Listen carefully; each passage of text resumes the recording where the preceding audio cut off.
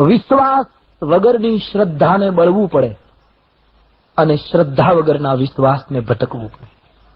તુલસીદાસજી એમ લખ્યું છે કે જ્યારથી સતી સળગી ગયા પછી શિવજી સતત ફરિયાદ કર્યા.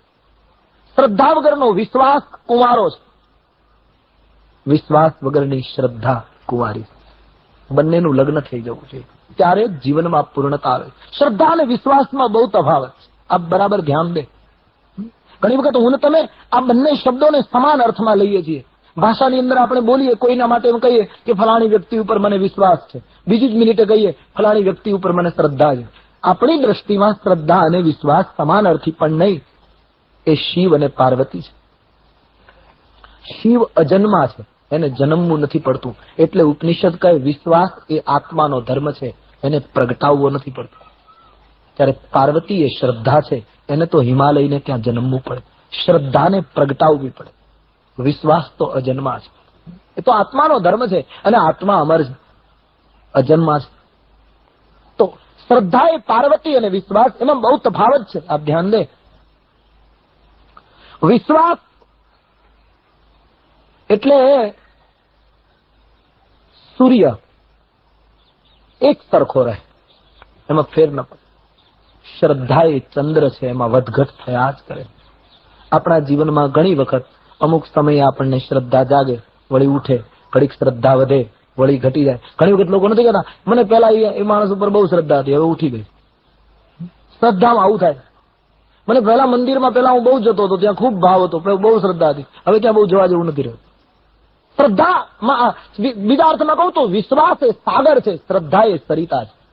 સરિતામાં પૂર આવે, સરિતા સુકાય આવું બન્યા કરે, સાગરમાં દેખાય ઓટ અને ભરતી, પણ એ હંમેશા અખંડ રહે.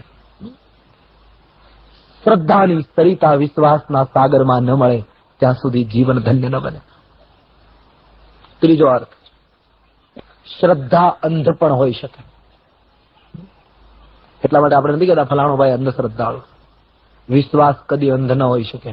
વિશ્વાસને 2 નહીં 3 નેત્રો છે, એટલે શંકર ત્રિલોચન છે. વિશ્વાસ સદૈવ જાગૃત હોય, અંધ ન. શ્રદ્ધા અંધ પણ હોય છે.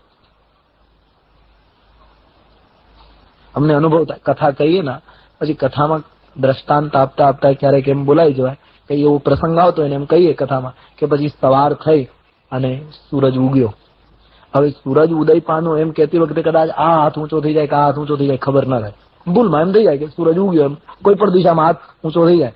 તો ઘણા શ્રદ્ધાળુઓ એવી શંકા કરે કે બાપજી કથા સરસ કરે પણ એટલી ખબર નથી આ બાજુ કઈ સૂરજ ઉગે.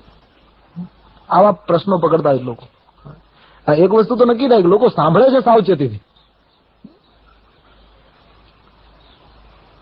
કથા બરાબર, પણ કઈ આમ સૂરજ ઉગે, હવે એ બાજુ કઈ સૂરજ અમારે ઉગાડવો હોય ન હોય, એ તો જ્યાં ઉગતો હોય ત્યાં જ ઉગે, પણ આમ હાથ ઊંચો થઈ જાય તો લોકો આવો મુદ્દો પકડે. પણ અહીંથી વાત અટકે તો વાંધો નહીં, પણ બાજુનો શ્રદ્ધાળુ એનો ગોઠણ દબાવીને એમ કહે કે શંકા ન કર કથામાં, એ ક્યારેક એ બાજુ ઉગ્યો હોય તો જ બાપજી કહેતા હોય, નહીતર બોલે નહીં. આ બધી અંધશ્રદ્ધા છે, ઉસકો શ્રદ્ધા નહીં કહી જાય.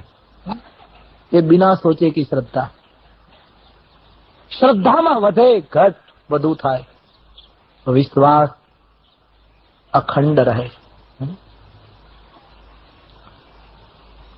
તો શ્રદ્ધા અને વિશ્વાસનો સમન્વય, ત્યારે જ બંનેની પૂર્ણતા. નહીતર વિશ્વાસને પણ એકલું ભટકવું પડે.